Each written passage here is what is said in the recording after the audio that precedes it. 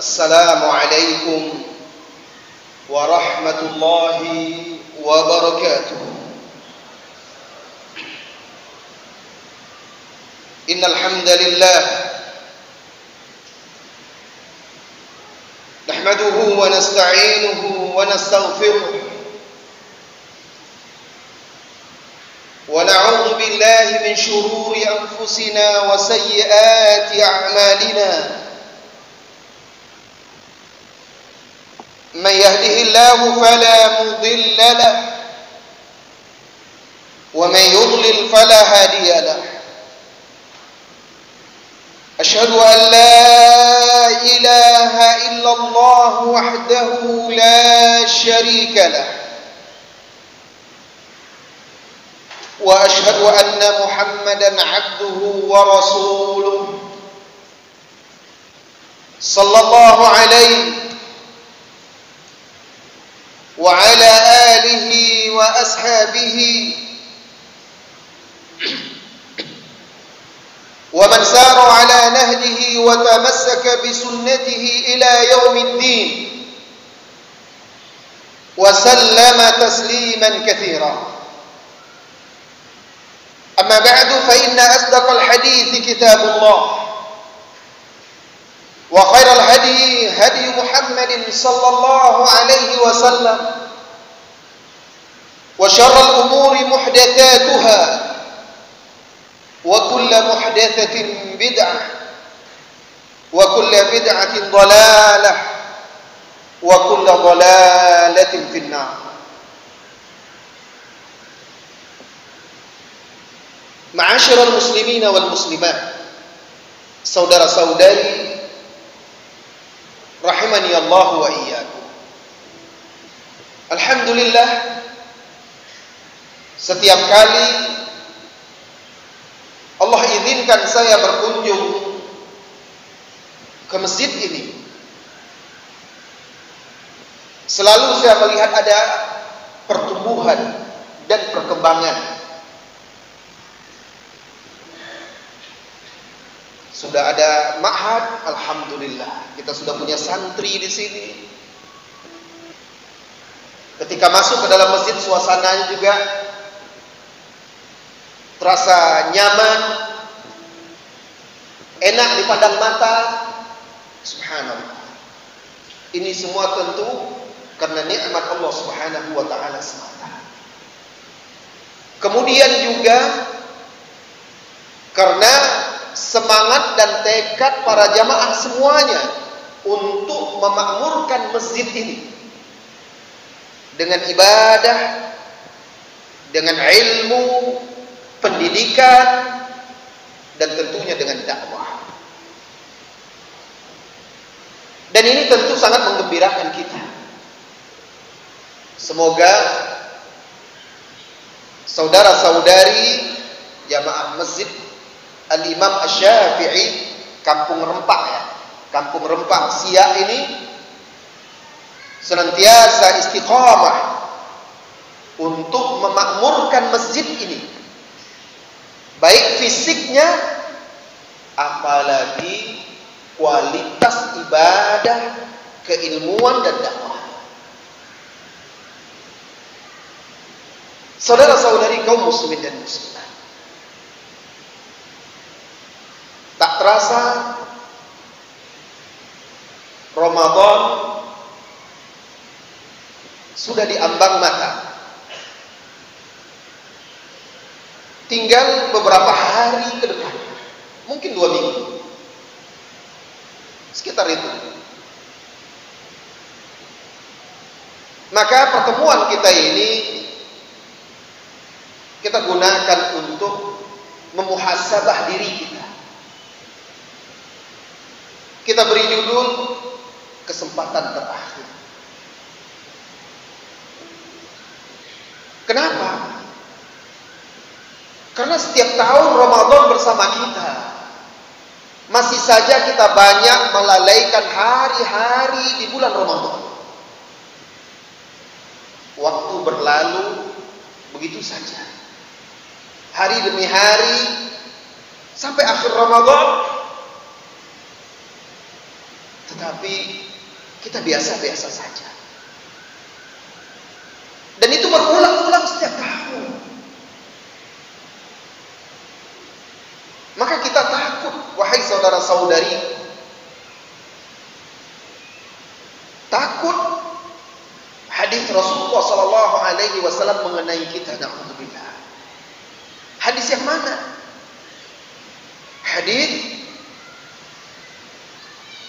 yang dikatakan oleh Nabi sallallahu alaihi wasallam, "Man adraka Ramadan," barang siapa yang mendapatkan Ramadan,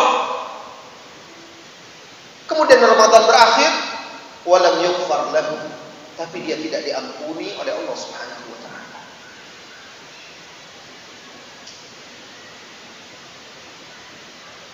Saudara-saudari kaum muslimin dan muslimah, dalam urusan dunia seringkali kita kalau akan mengadakan satu acara yang besar, maka kita akan mempersiapkannya jauh-jauh hari. Misalnya lah anak didik kita di sini di pesantren ini akan ikut perlombaan. Pasti kita siapkan dia jauh-jauh hari. Ikut lomba hafdzul Quran. Maka dikhususkan waktunya seperti TC, training camp. Sebulan dikhususkan waktunya dengan guru pembimbing khusus. Untuk apa? Untuk menyiapkan hafalan, bacaannya, tajwidnya, itqannya disiapkan. Sampai-sampai bahkan mungkin pelajaran-pelajaran lain biarlah nggak ikut dulu. Agar apa? Agar dia bisa menang, mengharumkan nama yayasan kita, mengharumkan nama pesantren kita. Oh, itu sering seperti itu kan? Di mana-mana. Ya, itu masih ada kaitannya dengan agama. Lomba Al-Quran. Tapi ada banyak urusan-urusan dunia lain. Seringkali kita mempersiapkan diri kita untuk menghadapinya agar kita siap, sehingga hasil yang kita harapkan maksimal.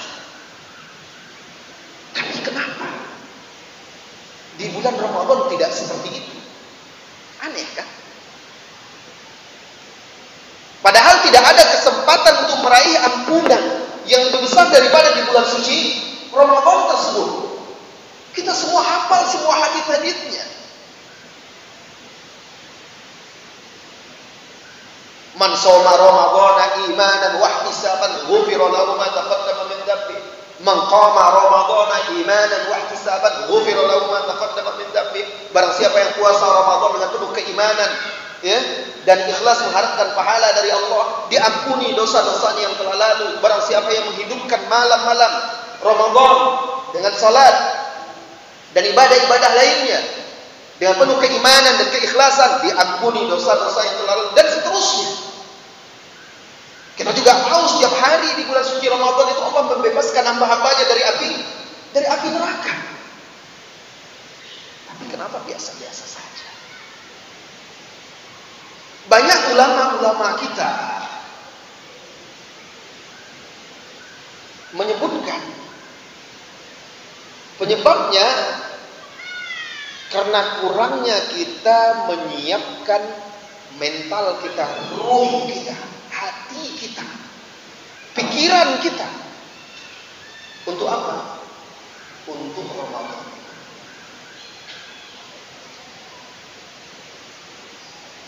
Saudara-saudari kaum muslimin dan muslimat,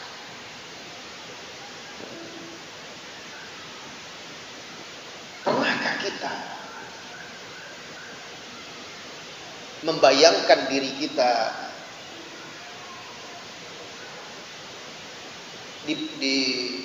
dibompong atau diangkat oleh orang di atas keranda? Atau misalnya dalam bulan Ramadan salah seorang dari kita Allah panggil dia, Allah wafatkan dia. Kira-kira apa yang angan-angan diharapkan? Pasti dia berharap untuk kembali lagi. Misalnya, salah seorang dari kita Allah wafatkan di akhir bulan Ramadan, lalu Allah berikan kembali dia kesempatan untuk hidup ke dunia.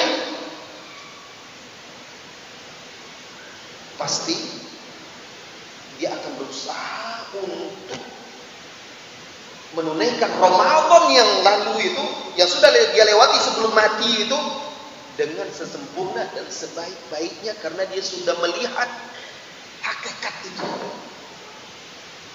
sudah melihat kematian itu, dan bagaimana alam barzakh itu, dan bagaimana akhirat nanti. Makanya Pak Bu, setiap orang, baik itu orang yang saleh, mukmin maupun yang kafir, yang fasik, ketika sakarat ajalnya diambil oleh malaikat maut, dia berangan-angan dan berharap bisa kembali lagi. Orang kafir, orang fasik, orang pendosa, dia berharap bisa bertaubat, bisa beriman kepada Allah, bisa beribadah lagi. Orang-orang yang soleh berharap kembali lagi agar apa? Agar bisa lebih banyak lagi ibadah. Hatta idza jaa ahaduhumul maut qala rabbi irji'uni la'alli a'malu salihan fima tarak. Innaha kalimatun huwa qailuha wa min waraihim barzakhun ila yaumi yub'atsun. Kata Allah Subhanahu wa taala di dalam surah Al-Mu'minun, yang artinya, sehingga apabila kematian datang kepada salah seorang mereka, maka dia berkata, wahai Rabb, wahai Tuhanku, kembalikanlah aku. Barangkali kalau Engkau kembalikan aku ke dunia, ya Allah, ya Rabb, aku bisa menambah soleh, aku bisa memperbaiki puasaku, salatku, sedekahku, bacaan Al-Quranku, dan seterusnya. Aku bisa beriman kepadamu dan beramal soleh. Kalla, tidak mungkin, kata Allah Subhanahu wa taala. Sama sekali itu tidak mungkin. Itu hanyalah kalimat yang diucapkan oleh dia sebagai angan-angan dan harapan dia, dan dia tidak akan mungkin kembali lagi. Wa min waraihim barzakh, karena di belakang mereka itu, di belakang dia itu ada pembatas barzakh, ila yaumi yub'atsun, sampai hari mereka dibangkitkan. Jadi Pak, Bu, saudara-saudari semuanya, ketika ajal itu datang, semuanya, baik yang mukmin, yang kafir, yang saleh, yang fasik, yang baik, pelaku dosa, semuanya berharap bisa kembali lagi. Nah, masalahnya di sini, pernahkah kita membayangkan diri kita itu, pada diri kita, bahwa ini adalah Ramadan terakhir kita, dan kita sudah tahu bahwa kita tidak akan bisa lagi Ramadan berikutnya. Karena bisa jadi kita di pertengahan Ramadan, di akhir Ramadan, Allah cabut nyawa kita. Kalau kita tahu, bagaimana kita memperlakukan Ramadan? Ini masalah. Oleh karena itu, saudara-saudari jamaah semuanya, Nabi kita yang mulia Muhammad sallallahu alaihi wasallam memerintahkan kita untuk memperbanyak mengingat kematian. Itu bukan tanpa hikmah. Pasti ada hikmahnya. Semakin orang ingat kepada kematian, semakin taat, rajin dia ibadah. Semakin jauh dia dari dosa dan maksiat. Semakin banyak dia bertaubat, semakin dia memperbaiki kualitas ibadah-ibadah dia. Nabi kita yang mulia sallallahu alaihi wasallam bersabda, "Aktsiru min dzikri hadzimil ladzat." Nabi kita tidak memerintahkan kita mengingat kematian, ingatlah kematian, tidak. Tapi yang beliau perintahkan, perbanyaklah kalian mengingat kematian itu, perbanyak. Perbanyak. Hadzimul ladzat itu pemutus, penghancur kelezatan. Maksudnya adalah kematian. Hadis ini diriwayatkan oleh Imam At-Tirmidzi, An-Nasa'i, Ibnu Majah dan Ahmad serta Ibnu Hibban, dan hadis ini hadis hasanun sahih kata Syekh Al-Albani rahimahullahu taala. Jadi di hadis ini Rasulullah tidak membatasi.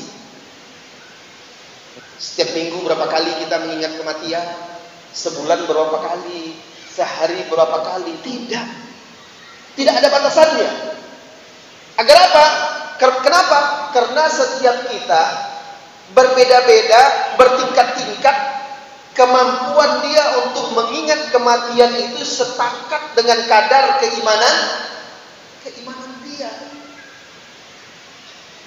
Semakin kuat keimanannya, semakin sering dia mengingat al-maut, kematian. Tidak dibatasi oleh Rasulullah SAW agar kita memperbanyaknya tanpa batasan, mengingat kematian tersebut. Dan ini yang dipahami oleh salafus saleh. Coba simak wejangan Ibnu Umar radhiyallahu anhu. Kata beliau, Ibnu Umar berkata, memberi wejangan, "Idza amsayta fala tantadhir as-sabah, wa idza asbahta fala tantadhir al-masa." Apabila engkau berada di petang hari, jangan tunggu sampai esok pagi. Apabila engkau di pagi hari, jangan tunggu sampai sore atau petang hari. Kita harus selalu siap. Tidak ada kata-kata untuk menunda. Karena kita tidak pernah tahu kapan kematian itu akan datang kepada salah seorang kita.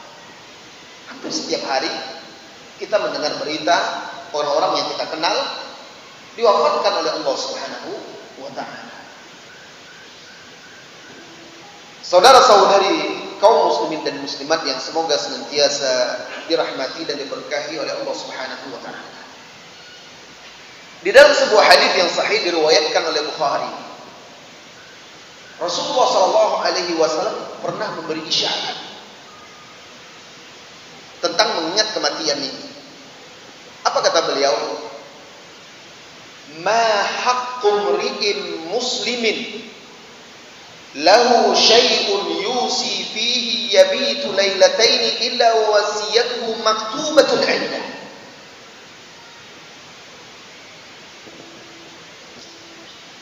Sudah seyogyanya bagi seorang muslim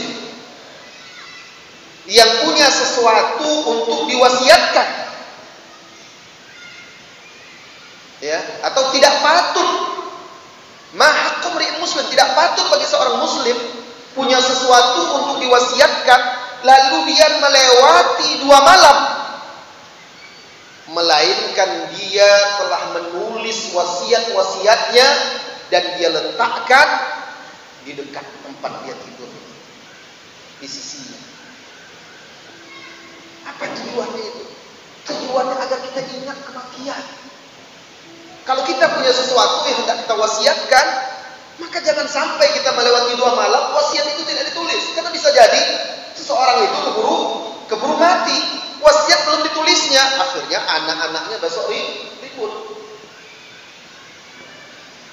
Atau dia punya wasiat-wasiat sesuatu, kalau saya mati nanti begini. Tidak patut, kata Rasulullah, bagi seorang muslim melewati 2 malam dia punya sesuatu yang ingin diwasiatkannya lalu tidak dia tulis dan tidak dia letakkan di sisinya. Ini untuk mengingatkan kita agar memperbanyak dan sering mengingat kematian.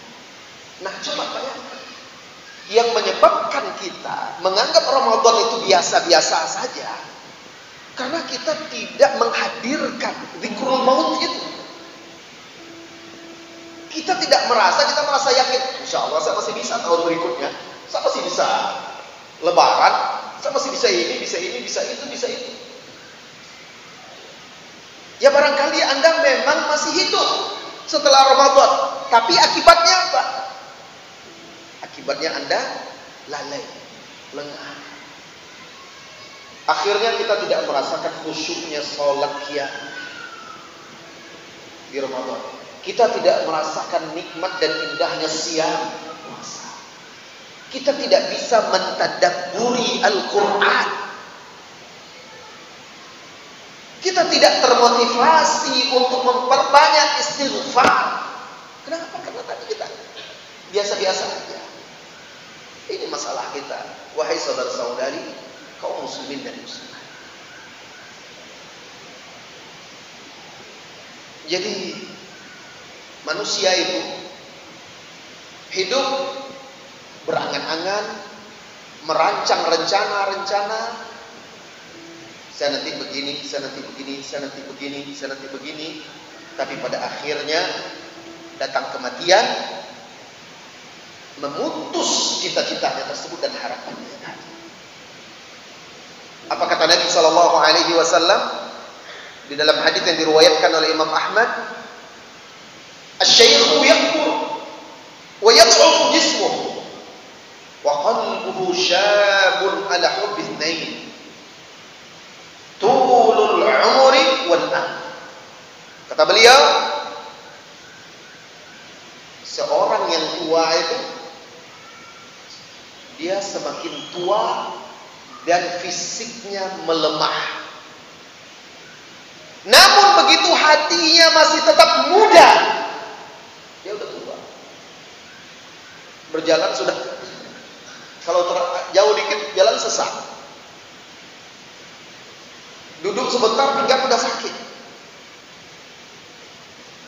Baca Quran tidak bisa lama-lama lagi, mata sudah mulai rabun dan lelah.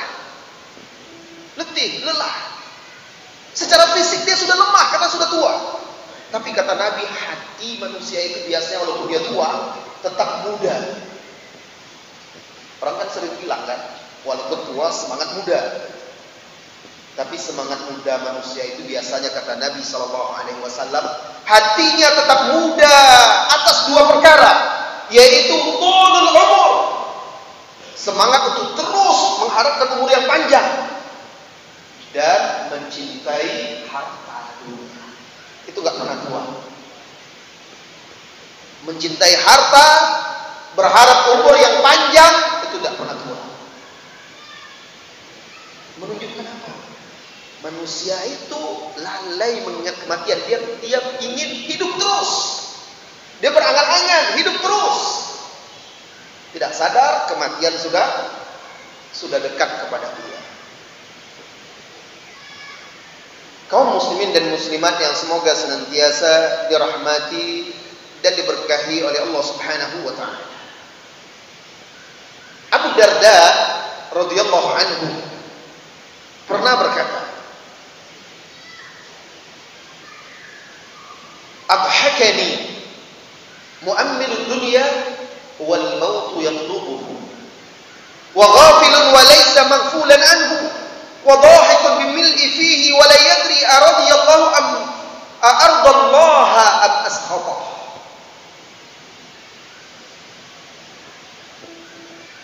Aku merasa lucu melihat orang yang mengejar dunia padahal kematian memburunya. Aku merasa lucu melihat orang yang mengejar dunia padahal kematian memburunya. Orang yang lalai lengah padahal Allah tidak pernah lalai terhadap dia. Orang yang tertawa terbahak-bahak, orang yang tertawa riang, dia tidak pernah tahu apakah tertawanya itu membuat Allah ridho atau membuat Allah murka. Ini lucu, kata Abu Darda. Perhatikan kata-kata dia. Yang pertama, orang yang mengejar dunia padahal kematian yang memburu dia.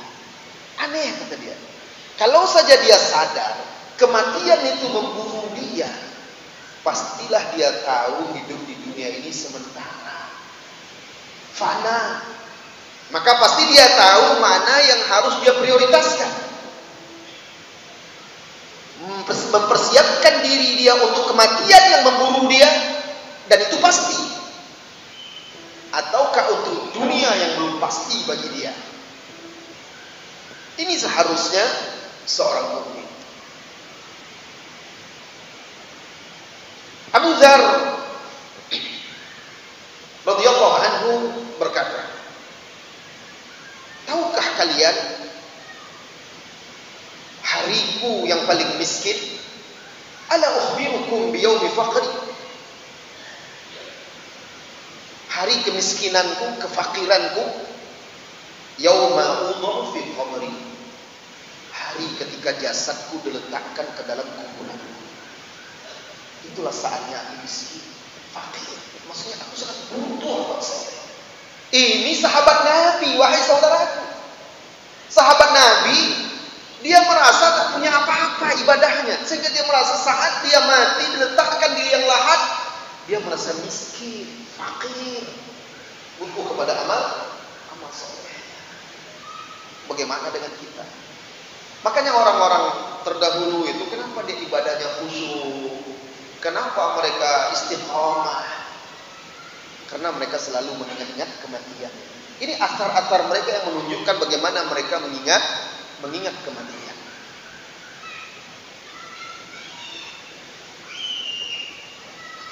Kaum muslimin dan muslimat yang semoga senantiasa dirahmati dan diberkahi oleh Allah Subhanahu wa taala.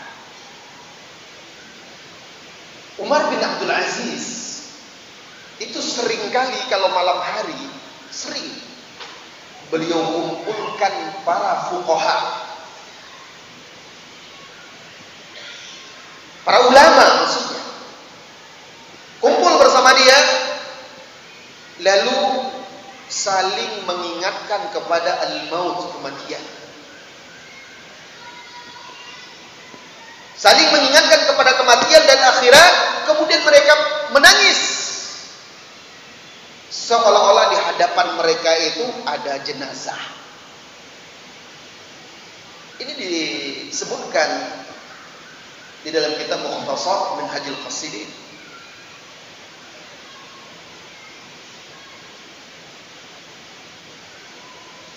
Demikian dahulu para salafus saleh. Mereka mengamalkan hadis Rasulullah sallallahu alaihi wasallam, "Aktsiru min dzikri hadhimil ladzat." Perbanyaklah kalian mengingat kematian. Al-A'mash, ulama tabi'in, ahli hadis, beliau berkata, "Kunna nashhadul janaiza wa la na'rif man yu'azzi wa man yu'azza li'anna al-huzna qad amma an-nas kullahum." Dulu kami biasanya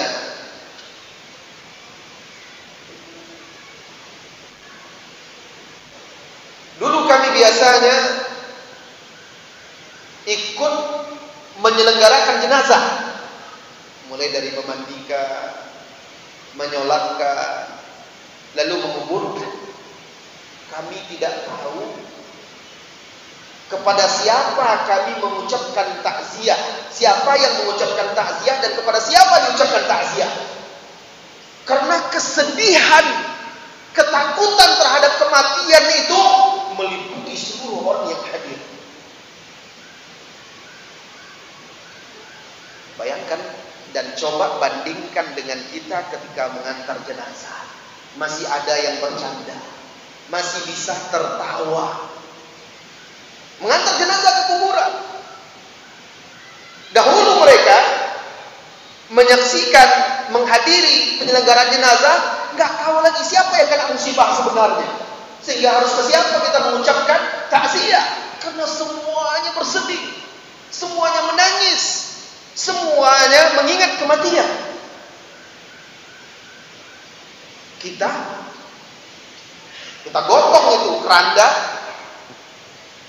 kita turunkan ke kuburan, mungkin pikiran hati kita masih dengan urusan dunia kita, niaga kita, perdagangan kita dan segala macam, seolah-olah tidak berpengaruh kematian yang ada di depan kita tersebut. Thabit al-Bunani rahimahullahu ta'ala, Beliau berkata, "Kunna nashhudul janaiz fala nara illa mutaqanni'an bakiyan." Kami sering menghadiri jenazah dan kami tidak melihat seorang pun melainkan mereka mutaqanni'an.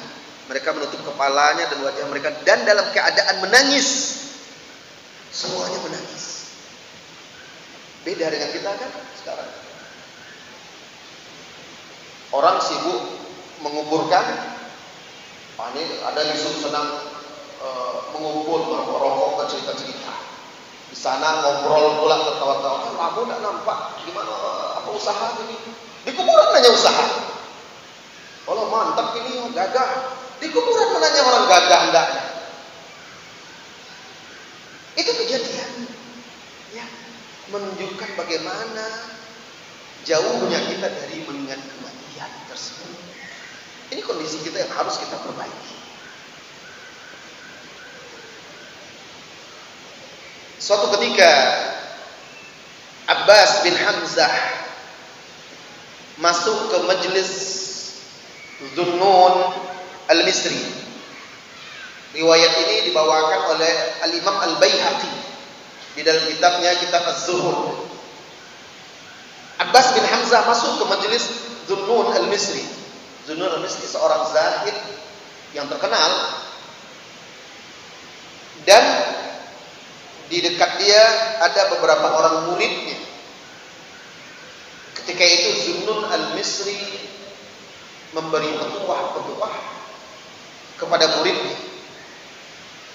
Tawassadu al-mauta idza nimtum. Jadikan kematian itu bantal bagi kalian ketika tidur. Kalau kematian itu jadi bantal, pasti kita tidak akan nyenyak lagi tidur, ketakutan aja kita. Ya, terbayang di kepala kita, dekat dengan kita. Waj'aluhu nusba a'yunikum idza kuntum. Apabila kalian bangun dari tidur kalian, jadikan dia di pelupuk mata kalian kematian itu. Kunu ka'annakum la hajata lakum ila dunya. Jadilah seolah-olah kalian tak butuh dunia. La budda lakum minal akhirah, dan kalian harus mendapatkan akhirat. Ini contoh, wahai saudara-saudari, bagaimana dahulu ulama-ulama mulai dari sahabat salafus saleh sampai tabi'in, bagaimana mereka mengingat kematian, dan ini yang menyebabkan kualitas ibadah mereka tinggi. Terakhir saya nukilkan perkataan Raja Ibnu Haywah menjelaskan tentang hikmah atau manfaat memperbanyak mengingat kematian. Kata beliau, ma aktsara 'abdun dzikral mauti illa tarakal hasada wal farah. Tidaklah seorang hamba memperbanyak mengingat kematian, melainkan dia akan tinggalkan sifat iri hati dan dengki serta gembira yang berlebih-lebihan. Karena kalau kita tahu kita mati, itu apa iri kita kepada kawan kita? Untuk apa kita dengki terhadap saudara-saudari kita? Karena kita takut udah, kita pasti akan mati. Gak ada gunanya lagi kita iri kepada seseorang. Kalau kita tahu kita mati, pasti kita tidak akan gembira berlebihan. Untuk apa gembira? Gak ada gunanya juga, pasti mati. Pasti begitu.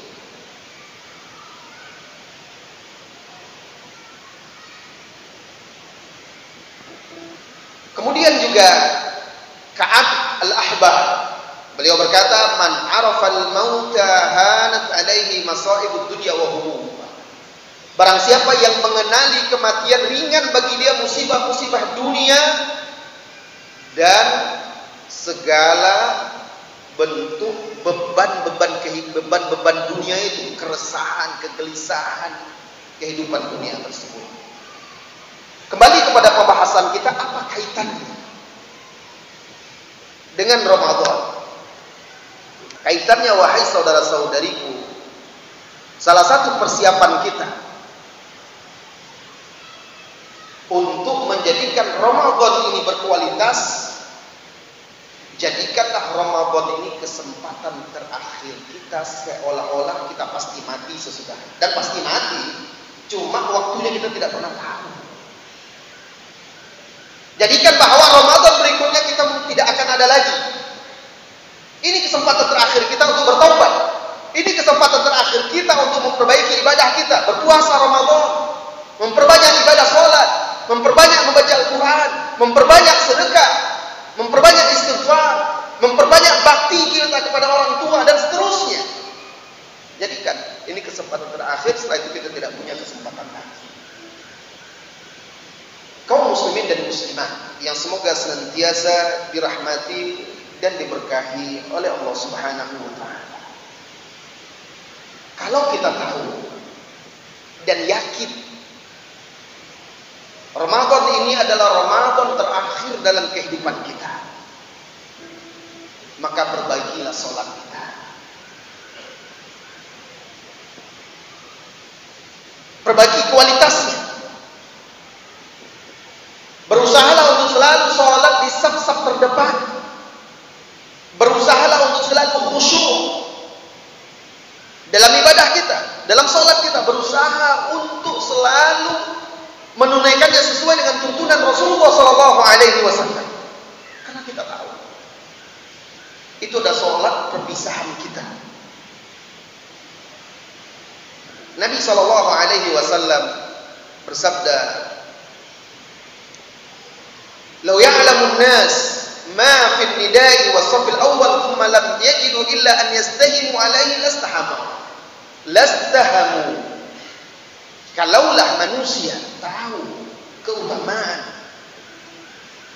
pada panggilan azan dan sholat di saf pertama, lalu mereka tidak punya kesempatan untuk itu kecuali harus diundi. Di depan hanya tersisa 2 atau 3 orang, maka harus diundi. Kalau saja dia tahu keutamaannya dan harus diundi untuk itu, pasti mereka akan membuat undian. Sampai seperti itu keutamaan. Dan itu kita perbaiki. Kalau kita tahu bahwa Ramadan ini adalah kesempatan terakhir kita untuk beribadah kepada Allah, maka tunaikanlah sholat itu dengan khusyuk. Karena khusyuk itu adalah ruhnya sholat. Jangan lagi sholat seperti ayam mencotok-cotok makannya, rukuk sujud dengan cepat. Tapi sempurnakan kekhusyukan tersebut. Perpanjang rukuk dan sujud. Nikmati ibadah tersebut. Rasulullah SAW bersabda di dalam hadis yang sahih diriwayatkan oleh Imam An-Nasa'i, Hakim dan lain-lainnya, "Wa ju'ilat qurratu 'aini fis shalah." Dan Allah jadikan qurratu 'aini, penyejuk mata, penentram jiwa bagiku di dalam salat. Jadi Rasulullah itu di salat itulah dia mendapatkan ketentraman, ketenangan, kedamaian. Kenapa? Karena khusyuk dan menikmati salatnya.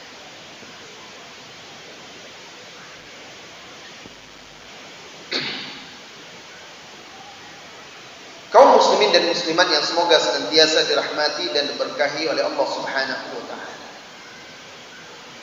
Bagaimana kita bisa mengukur atau menakar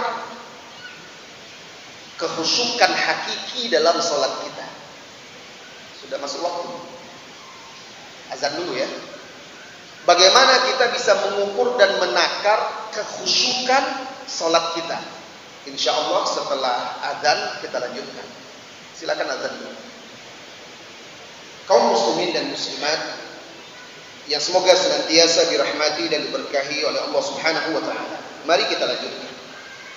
Bagaimana kita menakar kekhusyukan kita dalam sholat? Khusyuk dalam sholat itu tumbuh dari cinta seseorang kepada Allah Subhanahu wa taala. Sebesar apa cinta dia kepada Allah, maka itu akan memberikan dampak dan pengaruh kepada kekhusyukan.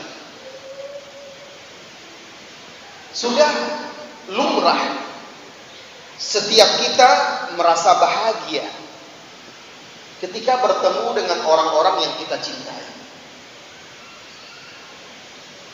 Bahkan kita berusaha untuk bisa berjumpa dengan orang-orang yang kita cintai. Mungkin Bapak Ibu di sini banyak yang anak-anaknya juga mondok di tempat-tempat yang jauh. Suatu semester, setahun mungkin dia belum pulang. Tibalah waktu kepulangan anak yang kita cintai. Kita tunggulah kedatangannya. Coba rasakan perasaan itu ketika menunggu saat kedatangan anak yang kita cintai ini. Tiap sebentar kita tengok jamnya. Oh, pesawatnya katanya jam sekian, ini belum juga lagi. Padahal kita sudah tahu juga jamnya. Bolak-balik tengok juga papan informasi itu. Oh, dari Jogja, dari Jakarta sekian. Begitu. Nggak lama nanti lewat tengok lagi. Ada perasaan rindu, bahagia yang membuncah di dalam dada dia. Kita sebagai orang tua seperti itu. Bayangkan, itu cinta kepada orang yang kita cintai. Setelah kita bertemu dengan orang yang kita cintai lalu berpisah lagi, maka kita sudah menantikan lagi kapan kita akan berjumpa lagi dengan dia. Itu sudah kita harapkan dan sudah kita nantikan lagi. Subhanallah. Itu perasaan. Ada rasa bahagia, senang. Nah ini apabila kita kembalikan kepada cinta kita kepada Allah, bayangkan ketika datang waktu sholat, apakah kita bisa merasakan seperti itu atau tidak? Kalau jawabannya ya, saya merasakan seperti itu, alhamdulillah, berarti Anda mencintai Allah Subhanahu wa ta'ala. Tapi kalau Anda merasa ragu untuk menjawabnya, mencari alasan-alasan, uzur-uzur, oh begini, oh begitu, oh begitu. Perbaikilah kualitas cinta kita kepada Allah Subhanahu wa ta'ala. Ini penyebabnya. Karena waktu sholat itu kan waktu kita bertemu dengan zat yang wajib kita cintai dari siapapun. Harusnya ada kerinduan, ada kebahagiaan, ada ketenangan, ketentraman, kedamaian. Itu yang membuat kita merasa khusyuk dalam ibadah. Apa kata Allah Subhanahu wa ta'ala di dalam surah At-Taubah? Qul in kana aba'ukum wa abna'ukum wa ikhwanukum wa azwajukum wa ashiratukum wa amwalun iqtaraftumuha wa tijaratun takhshawna kasadaha wa masakin tardawnaha ahabba ilaykum minallahi wa rasulihi wa jihadin fi sabilihi fatarabbasu hatta ya'ti Allahu bi amrihi wallahu la yahdi al-qawmal fasiqin.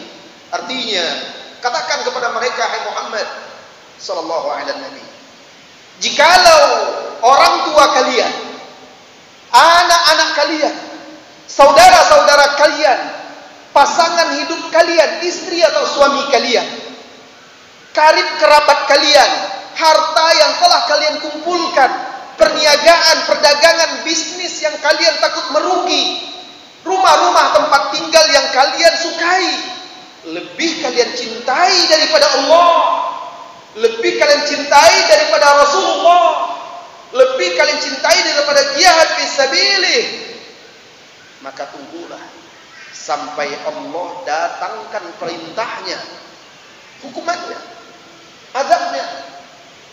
Dan Allah itu tidak akan memberi hidayah kepada orang-orang fasik.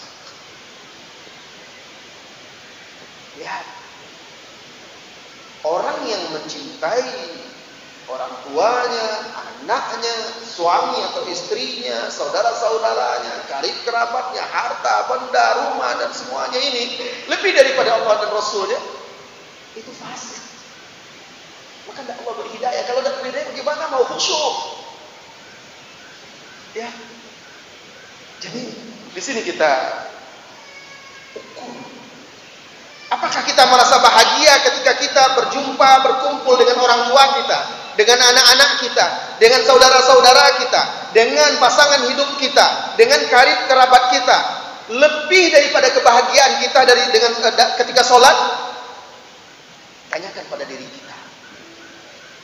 Apakah kita merasakan kerinduan untuk bertemu dengan Allah sebagaimana kerinduan kita bertemu dengan orang-orang yang kita cintai setelah dia pergi jauh dan lama lalu kembali lagi dari safarnya? Apakah kita merasa bahagia dengan sholat yang kita tunaikan seperti bahagianya ketika kita mendapat keuntungan uang dari bisnis kita, masuk rekening kita sekian, masuk rekening kita sekian, bahagia?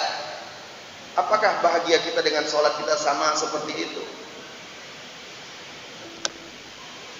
Apakah ada kekhawatiran kita, rasa takut sholat kita tidak diterima seperti ketakutan kita merugi dalam bisnis kita?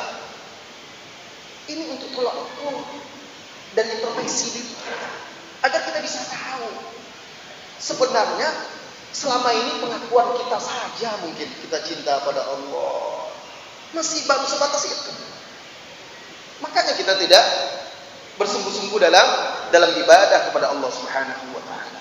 Apakah ada rasa bahagia ketika kita menunaikan 2 rakaat di tengah malam atau di sepertiga malam terakhir? Gimana pula 2 rakaat, panggung saja tidak mau. Baiklah, anggaplah 2 rakaat. Apakah kita ada merasakan bahagia, nikmat, gembira seperti ketika kita berhasil membeli sebuah rumah atau mendapatkan rumah yang cantik, yang bagus? Ukur dunia itu sebesar apa di dunia kita, di hati kita dibandingkan dengan akhirat kita. Nah, setelah kita mengukur itu dan tahu hasilnya, perbaikilah agar kesempatan terakhir kita di Ramadan ini benar-benar bisa menjadi Ramadan terbaik dalam kehidupan kita. Banyak orang bisa mengaku sebagai mukmin, tapi belum semuanya benar-benar sampai keimanan itu di dalam hati. Qalatil a'rabu amanna. Ini contohnya di surat Al-Hujurat. Orang-orang Arab Badui itu mengaku kami telah beriman. Qul lam tu'minu. Katakan kepada mereka, hai Muhammad sallallahu alaihi wasallam, kalian belum betul-betul beriman. Walakin qulu aslamna. Tapi ucapkan kami telah Islam. Keimanan belum sampai ke sini. Walamma yadkhulul imanu fi qulubikum. Iman itu belum masuk ke hati kalian lagi. Kalau ngaku saja bisa. Ini harus kita perbaiki. Ini contoh. Dan mudah-mudahan kita tidak termasuk golongan tersebut. Kaum muslimin dan muslimat yang semoga senantiasa dirahmati dan diberkahi oleh Allah Subhanahu wa taala.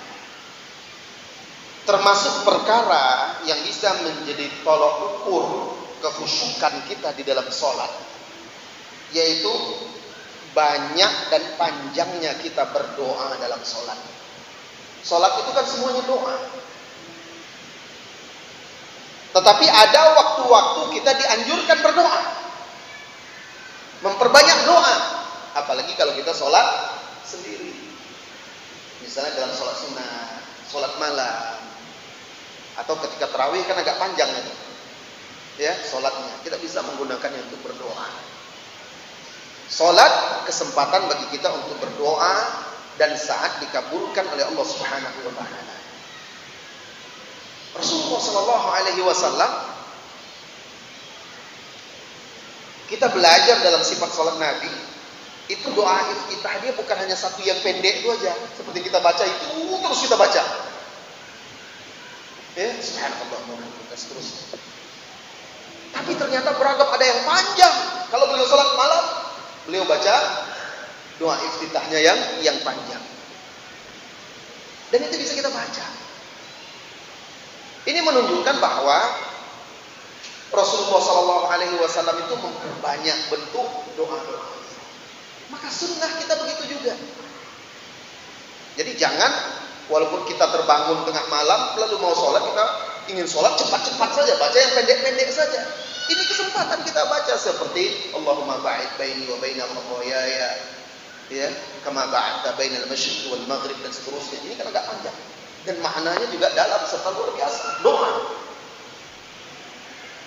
Atau juga Nabi SAW juga berdoa dalam salatnya, Allahumma inni a'udzubika minal kasali wal harami wal ma'thami wal maghram wa min fitnatil qabri wa adzabil qabri wa min fitnatin nar wa adzabil nar wa min syarri fitnatil ghina wa a'udzubika min fitnatil faqr, dan seterusnya. Beliau baca itu sebelum salam. Banyak lagi doa-doa beliau, khususnya dalam sujud. Perbanyak doa. Orang yang betul-betul meyakini dan paham, tahu ini kesempatan dia untuk berdoa kepada Allah, dan kesempatan yang paling mustajab, pasti menggunakan kesempatan tersebut. Jadi nggak cepat-cepat saja dia. Apalagi dia sudah belajar, nabinya bersabda sallallahu alaihi wasallam, aqrabu ma yakunu bainal 'abdi min rabbih wa huwa sajid fa aktsiru ad-du'a. Kondisi, keadaan, tempat, waktu paling dekat seorang hamba dengan Rabbnya ketika dia sujud, maka perbanyaklah doa.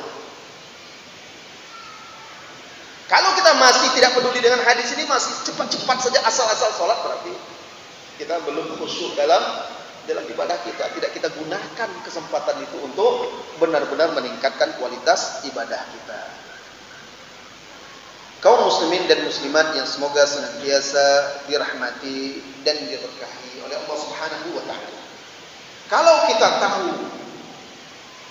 dan yakin Ramadan ini adalah kesempatan terakhir kita, pastilah kita memperbaiki kualitas siang kita, puasa kita. Benar-benar kita jaga dan kita tunaikan sesempurna mungkin, karena kita tahu setelah ini kita tidak akan bisa mendapatkan Ramadan. Dan tentu hadis Rasulullah sallallahu alaihi wasallam, man shoma Ramadan imanan wa ihtisaban ghufira lahu ma taqaddama min dhanbihi, ini terngiang-ngiang di telinga kita, selalu ada di pelupuk mata kita. Setiap hari kita berpuasa.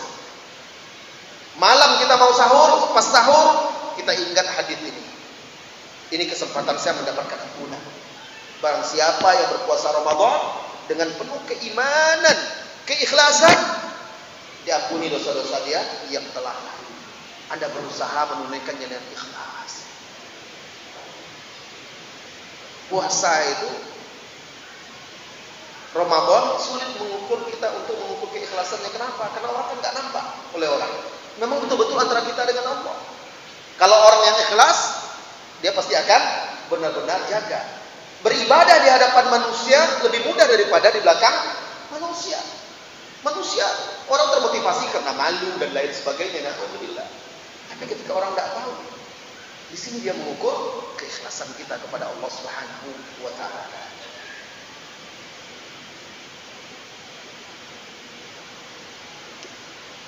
Maka berusahalah untuk menjaga ibadah puasa kita. Jangan sampai rusak walaupun hanya sekedar berdebat dengan lisan, bertengkar dengan kata-kata. Nabi SAW bersabda, asyamu junnah. Puasa itu adalah tameng. Jadikan dia tameng bagi kita. Fala yarfus wala yajhal. Maka orang yang berpuasa janganlah dia mengucapkan kata-kata yarfus. Rafas itu kata-kata porno, vulgar, kotor, itu rafas. Keji, kata-kata yang tidak pantas. Wala yajhal, dan jangan melakukan perbuatan-perbuatan dosa. Wa ini mru'un qatalahu aw syatamahu. Kalau ada seseorang yang mengajak dia ribut, bertengkar, berkelahi, atau mencaci, memaki, menghujat dia, falyaqul inni sha'im marratain. Maka cukup balas, saya puasa. Untuk mengingatkan diri Anda dan juga mengingatkan dia, sekarang kita di bulan Ramadan. Walladzi nafsi biyadihi, kata Nabi sallallahu alaihi wasallam, demi Allah zat yang jiwaku berada di tangannya, la khulufu famis shaim atyabu indallahi ta'ala min rihil misk. Bau mulut orang yang berpuasa itu lebih wangi daripada bau kasturi di sisi Allah. Yatruku ta'amahu wa syarabahu wa syahwatahu min ajli. Kata Allah, dia meninggalkan makannya, dia meninggalkan minumnya, dia meninggalkan syahwatnya karenaku semata. Asyamuli, puasa itu untukku, kata Allah. Wa ana ajzi bihi, saya yang akan membalasnya. Wal hasanatu bi asyri amsalha. Satu kebaikan dilipat gandakan menjadi 10. Maka jaga puasa kita itu mulai dari keikhlasannya sesuai dengan tuntunan Rasulullah SAW. Jauhi perkara yang membatalkan, jauhi perkara yang merusak pahalanya, kesempurnaannya, jauhi perkara-perkara yang makruh, kerjakan sunnah-sunnahnya agar puasa itu bisa sempurna dan menjadi puasa kita yang terbaik. Saudara, kalau kita tahu dan yakin Ramadan yang akan datang ini adalah kesempatan terakhir kita, pastilah kita akan bersungguh-sungguh untuk menjaga sholat qiyam kita, sholat tarawih kita. Tidak bermudah-mudah dalam meninggalkannya. Tidak menggampangkan, menganggap ini hanya sunnah, tidak wajib. Ya betul dia sunnah, tetapi dia ibadah yang dikhususkan di bulan Ramadan dengan keutamaan khusus, menjadi sebab ampunan. Sholat malam ada sepanjang masa, tapi keutamaan yang ada di sholat malam di bulan Ramadan itu berbeda. Maka orang yang yakin ini adalah kesempatan terakhir dia dan dia tidak akan bisa lagi untuk sholat tarawih, sholat malam di Ramadan berikutnya, walaupun dia belum mati, mungkin dia sakit, dia tidak bisa lagi, maka dia akan jadikan sholat qiyam dia, sholat tarawih dia di Ramadan ini adalah yang terbaik, karena dia yakin Rasulullah SAW bersabda, "Man qama Ramadana imanan wa ihtisaban ghufira lahu ma taqaddama min dhanbi." Barang siapa yang salat qiyam di Ramadan dengan penuh keimanan, dengan keikhlasan, diampuni dosanya yang telah lalu. Demikian juga Rasulullah SAW bersabda, "Inna minal laili sa'atan la yuwafiquha 'abdul muslim yas'alullaha khaira illa a'tahu iyyahu." Di malam hari itu ada satu saat, satu waktu, tidaklah seorang muslim mendapatkan waktu itu, pas pada waktu itu dia berdoa meminta sesuatu kepada Allah, melainkan Allah akan berikan permintaannya. Kita kan nggak tahu waktunya kapan, dan kemungkinan besar di sepertiga malam terakhir, karena ada hadis yang menjelaskan, diriwayatkan oleh Imam Muslim, bahwasanya Allah turun ke langit dunia, lalu Allah berkata, "Ainal mustaghfirun?" Mana orang-orang yang beristighfar di waktu ini, sepertiga malam terakhir ini? Fa'aghfirullah, agar aku ampuni dia. Wa aina sa'ilun fa'uti. Mana orang yang berdoa, yang meminta sesuatu kepadaku agar aku beri dia. Jangan sia-siakan kesempatan tersebut. Hadis tadi diriwayatkan oleh Imam Muslim.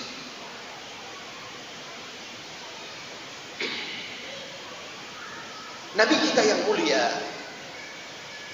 diceritakan oleh sahabat Al-Mughirah radhiyallahu anhu, "In kana an-nabiy sallallahu alaihi wasallam la yaqumu li yusalli hatta tarima qadama aw saqa fayuqalu lahu fayaqul afala akunu 'abdan syakura." Sesungguhnya Nabi sallallahu alaihi wasallam itu salat di malam hari sampai bengkak tumitnya atau betisnya. Orang kalau lama berdiri kan begitu. Orang kalau terlalu lama berdiri itu bisa bengkak betisnya atau tumitnya. Beliau sholat, saking lamanya dia sholat di malam hari sampai seperti itu. Padahal beliau kan sudah diampuni dosanya, sudah dijamin masuk surga. Maka ditanyakan kepada beliau, kenapa beliau seperti itu? Padahal sudah diampuni dosanya yang telah lalu dan akan datang. Apa beliau jawab? Afala akunu abdan syakur. Kalau Allah sudah mengampuniku, kenapa aku tidak menjadi seorang hamba yang bersyukur? Tentu aku harus lebih meningkatkan ibadahku kepada Allah Subhanahu wa taala. Abdullah bin Mas'ud radhiyallahu anhu, apabila keluarganya sudah tidur semua, manusia lelap menutup mata mereka, lelap dalam tidurnya, beliau bangun. Maka terdengarlah rintihan bacaan beliau, membaca Al-Quran, berdoa.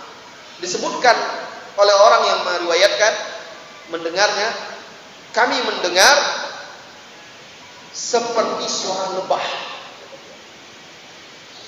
Mungkin menangis seperti itu ya, beliau menangis. Seperti ada suara lebah sampai hatta yusbih, sampai subuh.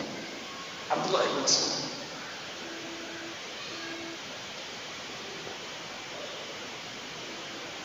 Demikian juga ulama-ulama salaf yang lainnya. Apa kata Rabi, murid Imam Asy-Syafi'i? Rabi itu salah seorang murid Al-Imam Asy-Syafi'i. Bittu fi manzil Asy-Syafi'i. Aku pernah menginap di rumah Asy-Syafi'i rahimahullah.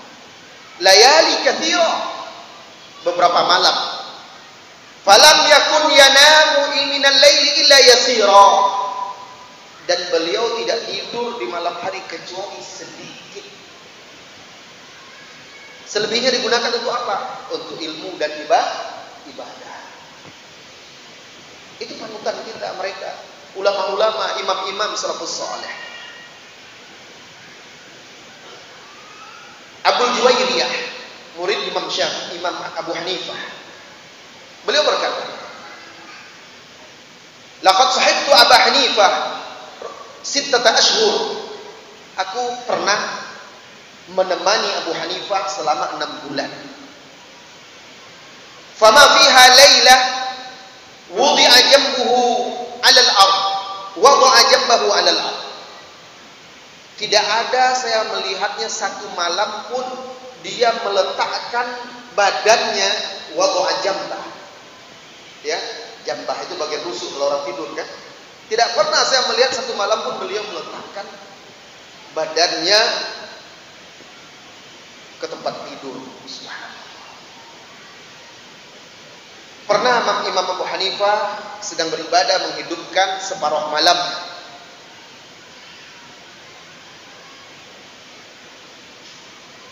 Lalu lewatlah beberapa orang. Mereka berkata, "Inna hadza yuhyil laila kullah." Orang-orang itu berkata, fulan ini, maksud Imam Abu Hanifah, menghidupkan seluruh malamnya. Apa kata beliau? Inni astahi an usafa bima la af'al.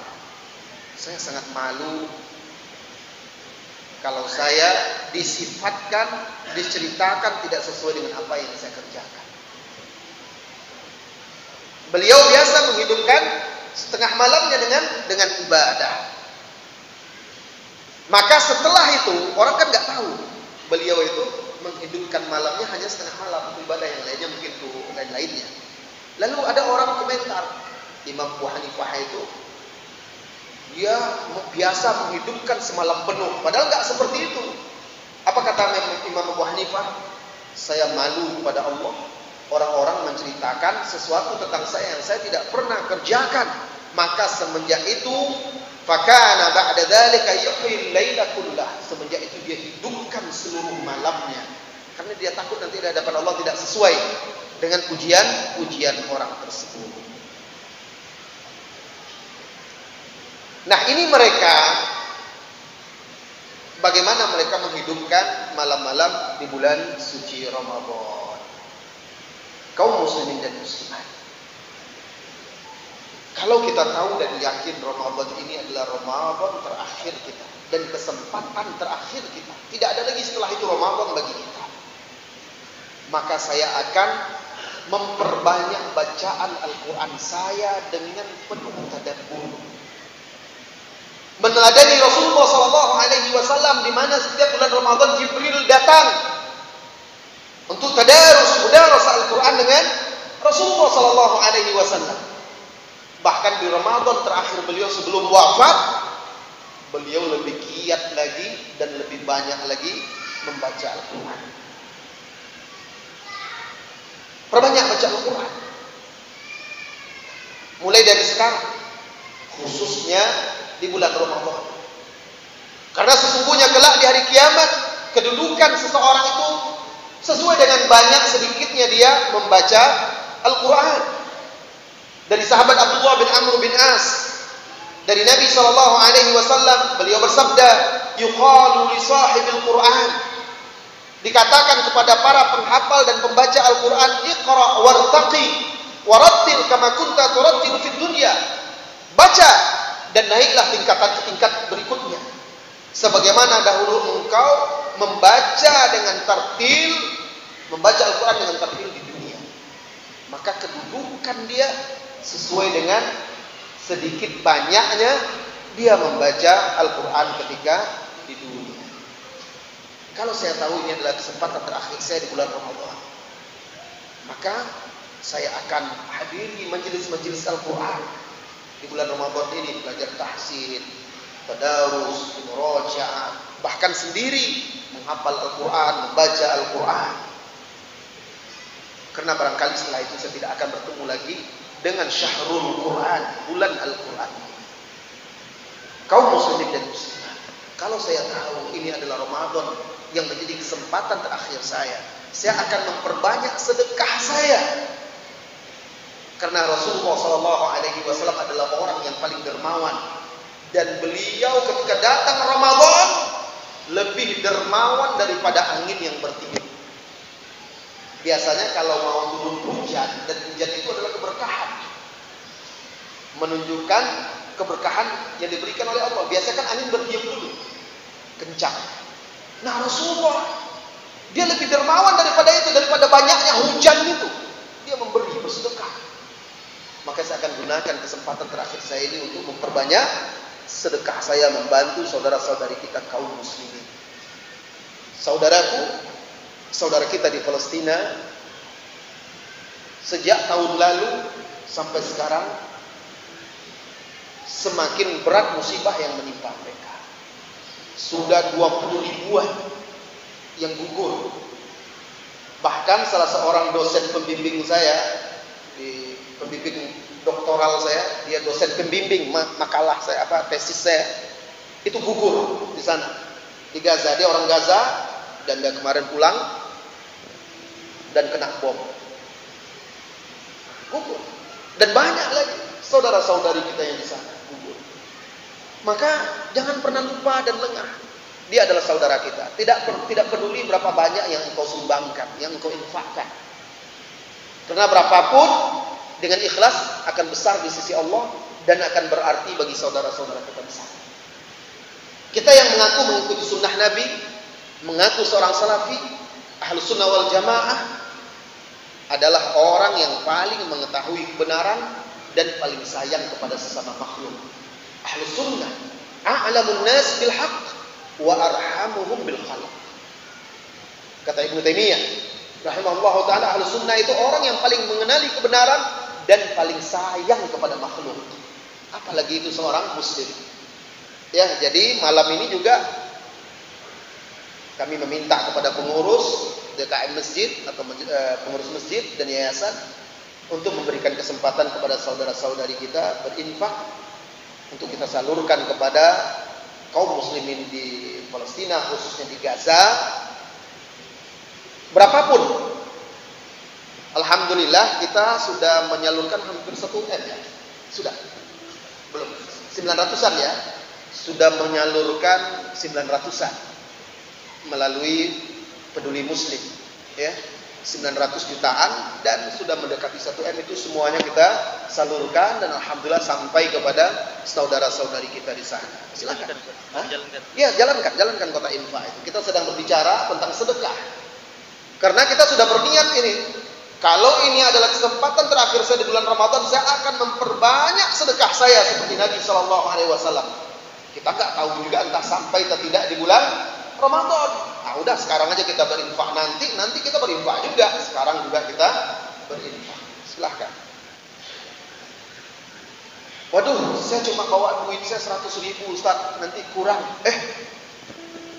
Ingat, Nabi kita SAW bersabda, "Ma naqasat shadaqatu min mal." Tidak akan berkurang harta itu karena sedekah. Kalau Anda merasa kalau saya sedekah berkurang harta saya, ragu dengan Nabi kita yang sudah menjanjikannya, dan beliau tentu melalui wahyu, "Ma naqasat shadaqatu min mal."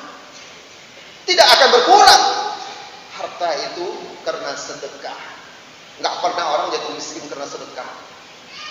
Malah fakta orang yang rajin berinfak dan bersedekah malah semakin lancar dan semakin terbuka pintu rezeki. Itu terbukti dari zaman Nabi sampai zaman sekarang.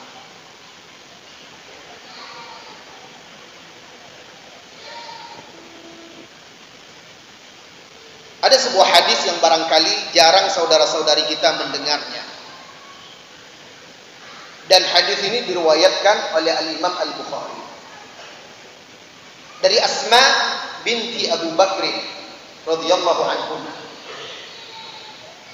Annaha qalat, Asma berkata, qala li Rasulullah sallallahu alaihi wasallam, Rasulullah sallallahu alaihi wasallam berkata kepadaku, la tuki fayuka alaiki, la tuhsi fayuhsi Allahu alaiki. Jangan engkau menimbun-nimbun hartamu, maka Allah akan tahan pula harta itu untukmu. Jangan engkau banyak berhitung-hitung dalam bersedekah, Allah akan hitung-hitung pula untuk memberi rizkimu. Hadis ini diriwayatkan oleh Imam Al-Bukhari. Mungkin kita tidak pernah dengar itu, atau jarang kita mendengarnya. Ternyata kalau untuk berinfak di jalan Allah jangan banyak-banyak hitung-hitung. Toh kita masih, di rumah kita masih banyak, di rekening kita masih ada, untuk anak istri kita masih ada. Nah sekarang infak, insya Allah tidak akan kelaparan. Sementara anak-anak di Palestina itu, di Gaza itu, sampai ada yang mati kelaparan, sampai ada yang makan nasi-nasi bekas, sampai ada yang kucing pun dimakan dan segala macam. Sekarang musim dingin gitu, musim dingin lagi. Ya. Bahkan di antara mereka itu ada video yang dikirimkan oleh saudara-saudara kita di sana. Dia langsung videokan, dia salah seorang yang selamat dari pengeboman. Itu orang-orang yang merintih, yang anak-anak kecil yang sudah kehilangan kaki, tangannya, apa semua, tidak ada yang merawat, tidak bisa diobati karena obat habis. Ya udah, meninggal begitu aja. Begitu kondisi. Maka sebagai sesama muslim, walaupun dulu kita sudah berinfak, bukan berarti saya kan sudah infak. Infak itu tidak dibatasi waktu dan kapannya. Maka saya katakan, tidak peduli besar kecilnya, yang penting keikhlasan Anda untuk membantu saudara-saudari kita di sana. Kaum muslimin dan muslimat, waktu kita sudah pukul 8 ya, lebih 20, dan sebenarnya masih banyak lagi yang ingin saya sampaikan, tapi saya beri kesempatan dengan tanya jawab. Mudah-mudahan dengan tanya jawab tadi berkembang materi kita. Kalau ini kesempatan terakhir, Ramadan ini adalah kesempatan terakhir bagiku. Maka silakan bagi saudara-saudari yang hendak bertanya. Dan saya juga menyiapkan hadiah dari saya ya, untuk ikhwan dan akhwat yang menjawab pertanyaan nanti ya. Yang menjawab pertanyaan akan saya beri hadiah. Iya semua. Silakan Pak.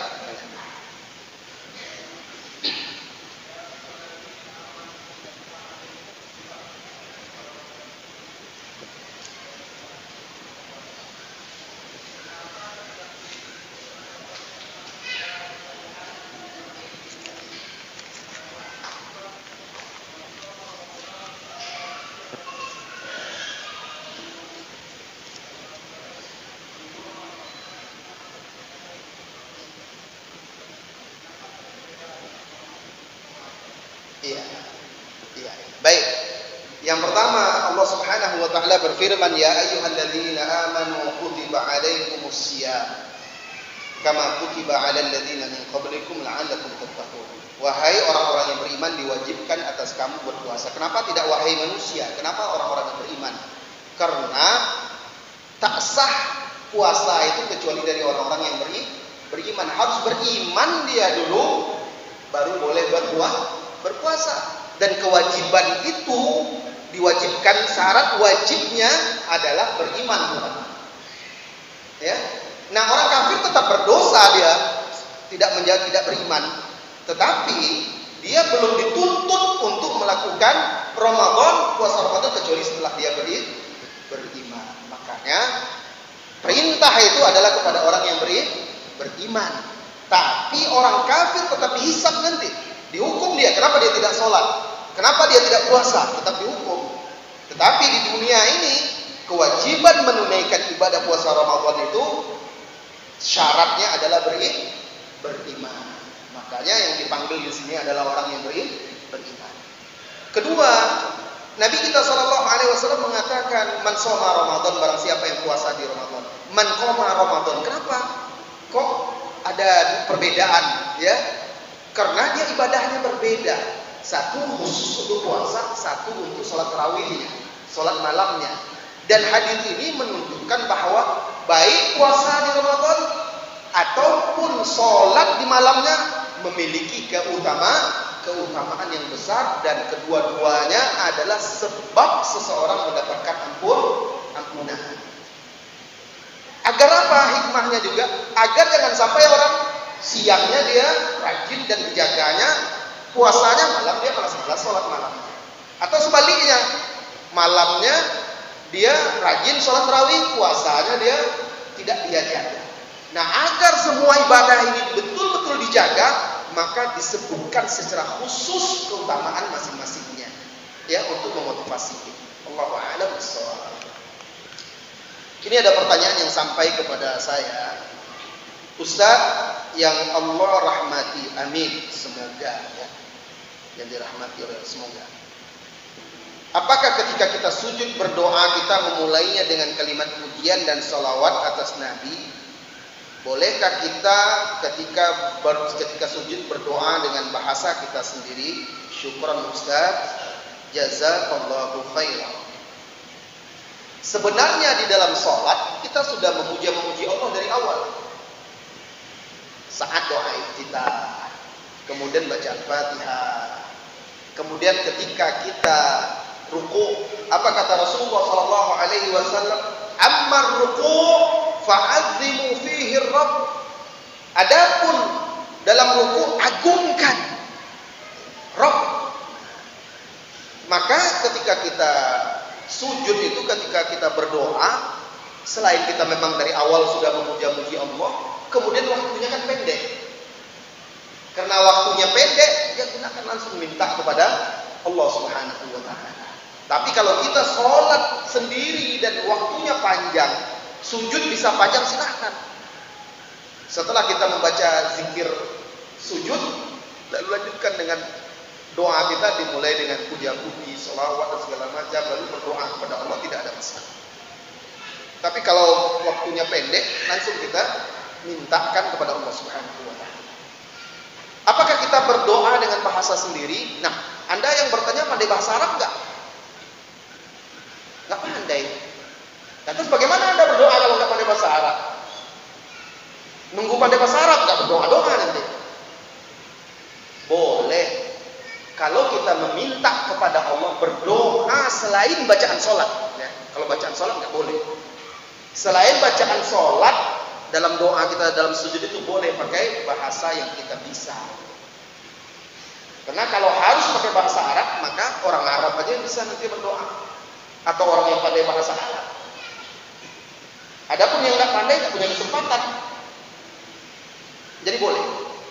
Tapi kalau doa-doa khusus dalam sholat, seperti bacaan takbir, doa iftitah, doa ruku, tidak, bacaan sujud, di antara dua sujud, tahiyat, tasyahud dan tahiyat, itu tidak boleh, harus pakai bahasa Arab. batal sholatnya kalau dia ganti dengan bahasa yang lain. Allahu a'lam bishawab.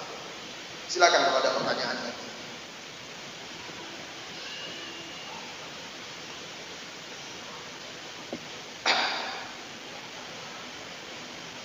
Baik, sambil menunggu pertanyaan masuk, saya akan ajukan pertanyaan kepada ikhwan dulu, jamaah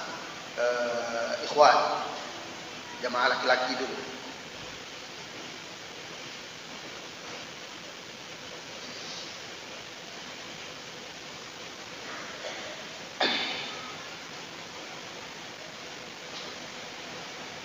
Insyaallah ada hadiahnya sudah di hadapan saya ya.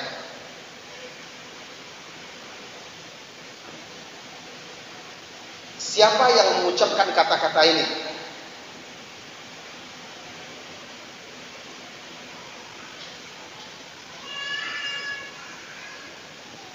Tidaklah seorang hamba memperbanyak mengingat kematian, melainkan dia akan meninggalkan iri hati dan dengki serta gembira yang berlebih-lebihan. Siapa yang ingat, yang mencatat? Tidak, bukan. Di belakang itu mau ada yang duluan ya katanya.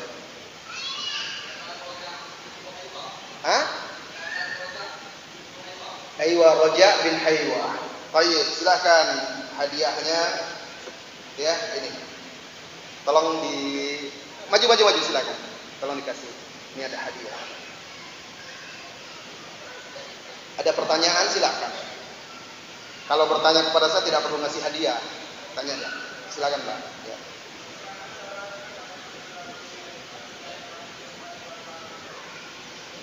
Bagaimana caranya kita mentadabburi Al-Quran sedangkan kami tidak pandai bahasa? Al-Quran itu mukjizat. Batu saja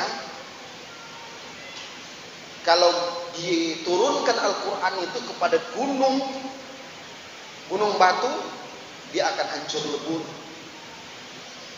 Batu saja kata Allah di dalam surah Al-Baqarah di juz 1 itu, ada yang longsor berjatuhan karena takut kepada Allah Subhanahu wa taala. Itu benda mati.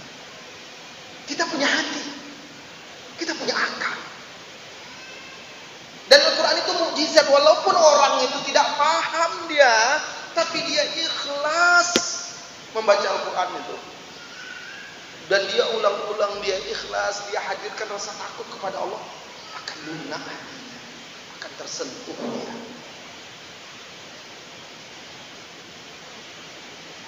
Antum aja kalau nonton drama misalnya, lihat orang itu nggak paham artinya karena ceritanya sedih, padahal kita nggak paham apa yang dia lihat, air mata dia ikut pula nangis. Padahal cuma perkataan manusia, apalagi Al-Quran. Masalahnya bukan saja masalah kita tidak paham, tapi kesungguhan hati kita membaca Al-Quran itu yang belum. Itu dia. Jadi kita ingin tersentuh membaca Al-Quran itu, khusyuk dan tadabbur itu, awalnya harus kita paksakan diri kita dahulu. Paksakan. Kalau kita sudah ringan, rindu, dan dengan sukarela, ikhlas baca Al-Quran, itu modal kita. Sudah punya modal. Paham pun orang bahasa Arab, tapi tidak ada keinginan baca Al-Quran. Keikhlasan ada dari hati dia juga tidak akan tersentuh dia. Jadi pertama ikhlas. Kedua, alhamdulillah sekarang ini banyak sarana prasarana yang bisa membantu kita untuk tadabbur Al-Quran walaupun kita tidak bisa bahasa Arab. Perhatikan Bapak Ibu, jamaah semuanya, tadabbur Al-Quran bukan belajar tafsir. Belajar tafsir itu berat. Mempelajari kandungannya, hukum-hukumnya dan segala macam. Itu tafsir ya. Memahami makna-makna yang diinginkan oleh Allah, menyimpulkan fawaid, faedah-faedah, hukum-hukum yang terkandung di situ, itu belajar tafsir. Kalau tadabbur tidak. Tadabbur itu bisa semua orang. Kalau belajar tafsir nggak bisa semua orang. Jadi tadabbur itu sekarang udah banyak medianya. Apa? Di antaranya kitab-kitab tafsir yang ringkas. Seperti misalnya ringkasan tafsir Ibnu Katsir, tafsir Ibnu Sa'di. Ya, tafsir-tafsir yang ringan. Jadi sudah banyak terjemahannya. Ada juga yang bagus juga, gampang bahasanya, mudah dipahami, seperti dan singkat tafsirnya Syekh Abu Bakar Jabir Al-Jazairi. Itu membantu kita. Nah, tadabbur itu baca 10 ayat, berhenti, lihat artinya. Lihat artinya, baca dengan hati kita, lihat penjelasan singkatnya seperti di tafsir Sa'di itu. Jangan buru-buru. Kalau tadabbur itu bukan mengejar banyak kita menghatamkan, tidak. Hadirkan di hati kita keagungan, kebesaran Allah. Nah itu. Jadi harus punya kitab tafsir itu kita. Tafsir singkat saja lah. Kalau tafsir Ibnu Katsir kan besar, Tabari besar, itu nggak mungkin. Ya, nanti bingung dengan riwayat-riwayat yang ada di situ. Kalau tafsir Sa'di itu kan dia tidak membawa riwayat, dia langsung menjelaskan saja secara singkat. Itu membantu kita untuk tadabbur. Ya, begitu caranya. Insya Allah mungkin sekali belum, 2 kali. Kalau sering, Al-Quran itu dia akan meluluhkan hati kita. Paling tidak sudah ada usaha kita dan Allah melihat kesungguhan usaha kita. Walladzina jahadu fina lanahdiyannahum subulana. Orang-orang yang bersungguh-sungguh bermujahadah menempuh jalan kami akan bimbing dia. Kami akan tunjuki dia. Kami beri dia hidayah menuju jalan kami. Allah akan lihat dulu kesungguhan kita. Baik, ini udah ada beberapa pertanyaan. Kalau akhwat mau dikasih hadiah, bagaimana caranya ya? Pertanyaan jawabnya. Gini aja. Ada nggak panitia akhwat di belakang? Ada? Ada. Nah, panitia akhwat begini. Nanti kalau ada akhwat yang mau jawab, dia tunjuk tangan.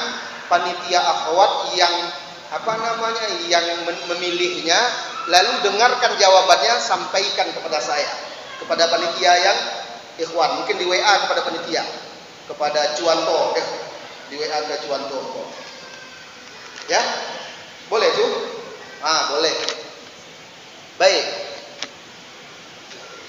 Apa ya? Kalau untuk akhwat ini. Pertanyaannya untuk akhwat. Allah Subhanahu wa taala berfirman, "Qul in kana aba'ukum wa abna'ukum wa ikhwanukum wa azwajukum wa 'ashiratukum wa amwalun iktaraftumuha tijaratun takhshawna kasadaha wa masakin tardawnaha ahabba ilaikum minallahi wa rasulihi ila akhiril ayat." Katakanlah, jika orang tua kalian, anak kalian, saudara kalian, istri atau suami kalian, harta yang kalian kumpulkan dan kalian cintai, rumah-rumah yang kalian ridhoi, perniagaan yang kalian takut merugi, lebih kalian cintai daripada Allah dan Rasulnya dan seterusnya, al-ayah, itu di surat apa ibu-ibu, akhwat? Silakan panitia akhwat.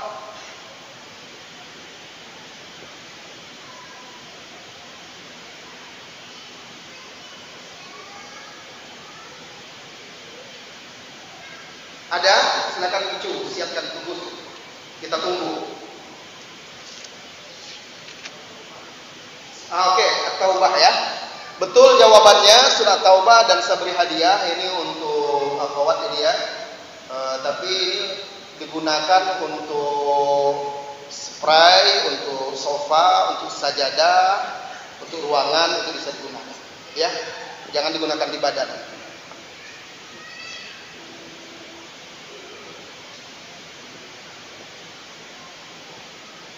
Saya baca pertanyaan dulu. Sambil kita nunggu dihitung berapa infaknya.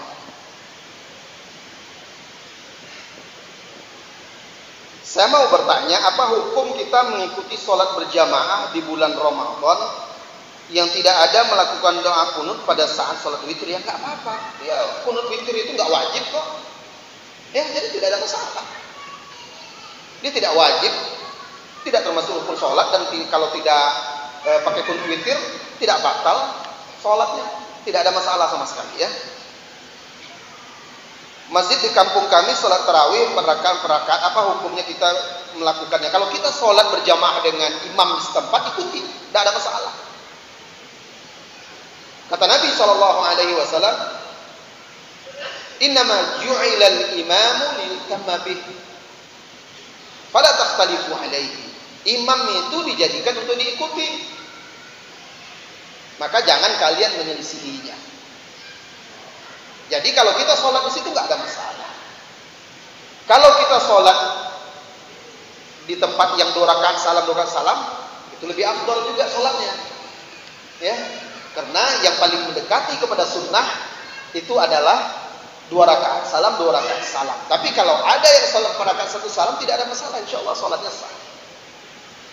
Ya, tidak ada masalah karena ada sudut pandang ulama-ulama kita yang memahami beberapa hadis menunjukkan bahwa Rasulullah sholat 4 rakaat salam, tapi tidak sharih, tidak tegas.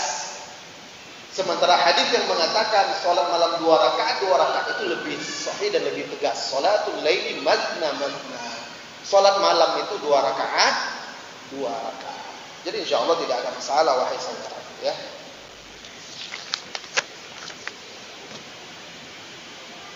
Ustaz, saya pernah dengar salah seorang ustadz bahwa bolehnya seorang wanita meminum obat penunda haid dikarenakan sangat banyaknya keutamaan di bulan Ramadan, baik siang maupun malamnya, agar 1 bulan penuh bulan Ramadan bisa beribadah dengan baik. Apakah perkataan pendapat tersebut ada sunnahnya? Sunnahnya nggak ada kan?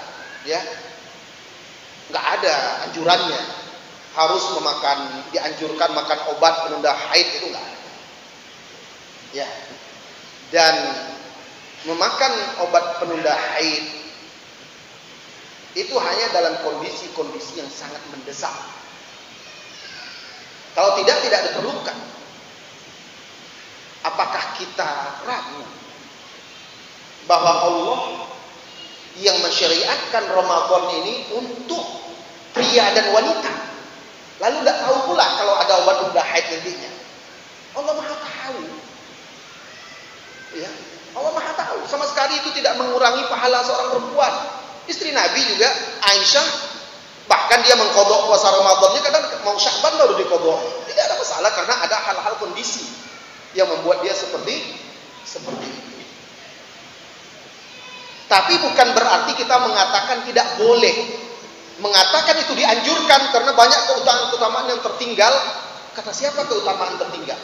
Kalau kita mengatakan bahwa haid membuat wanita banyak kehilangan keutamaan puasa, itu keliru. Yang menjadikan wanita haid itu adalah Allah. Yang memberikan keutamaan di bulan Ramadan untuk semuanya adalah Allah juga. Gak akan sia-sia. Ketika seorang wanita tidak bisa puasa siang harinya di bulan Ramadan, lalu dia mengqadhanya di waktu lain, bukan berarti pahalanya tidak sama saja. Ya, bukan berarti dia tidak ada keutamaan, tetap sama dengan Ramadan, karena yang dia qadha itu adalah Ramadan juga. Dan itu bukan karena kehendak dia, memang Allah yang menetapkan seperti itu. Jadi jangan katakan tidak dapat keutamaan, nggak bisa. Nggak ada keterangannya bahwa wanita haid itu kehilangan keutamaan yang besar karena dia tidak bisa puasa. Lalu dia ngapain kalau haid? Dia masih bisa baca Quran kok, masih bisa zikir. Yang tidak boleh itu kan megang Al-Qurannya, mushafnya. Dia masih bisa berzikir, dia masih bisa ibadah-ibadah yang lain, ya, bersedekah. Bahkan walaupun dia tidak puasa, dia menyiapkan orang berbuka, dia dapat pahala orang puasa.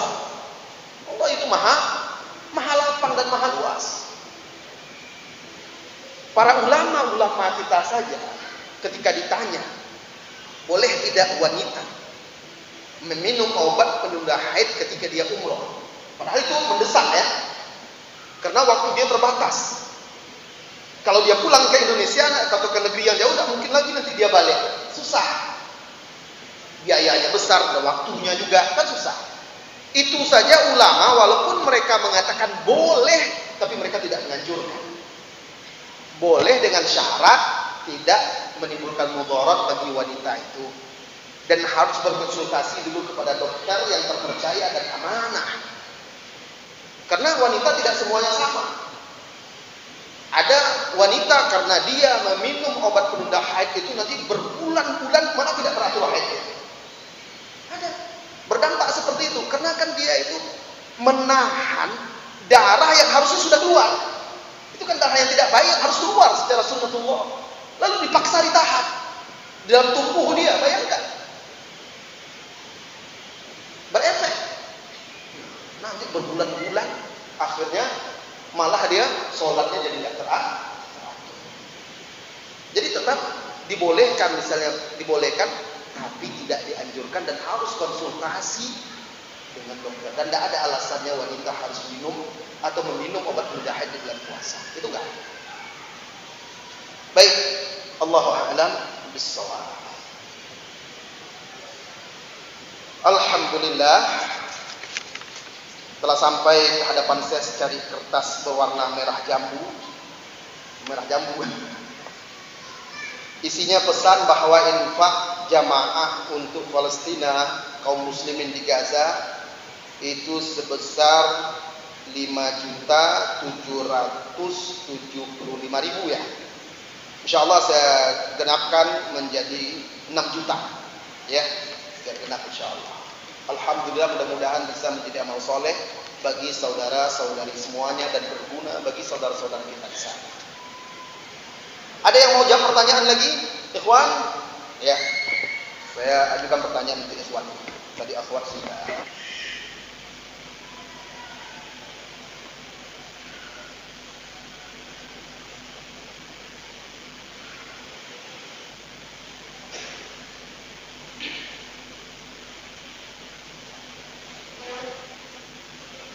Oh ya, di akhirat kelak di surga, kedudukan seseorang itu juga akan ditentukan oleh apa? Ya duluan angkat tangannya. Bacaan Al-Qur'annya, Masya Allah. Apa makna hadis itu? Maknanya saja. Kira-kira seperti apa?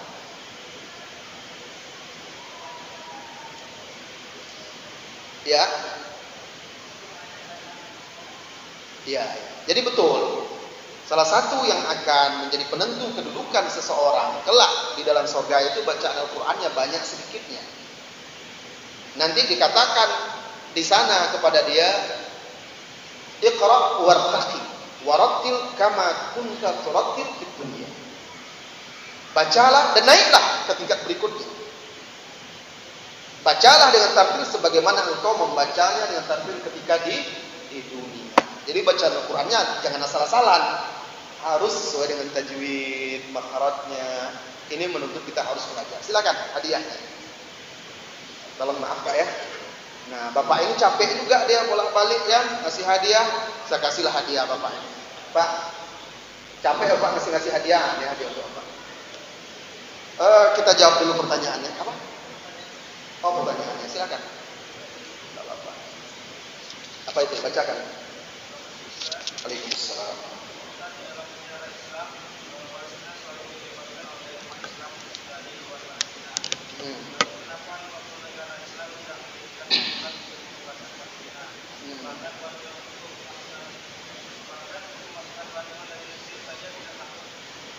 Iya.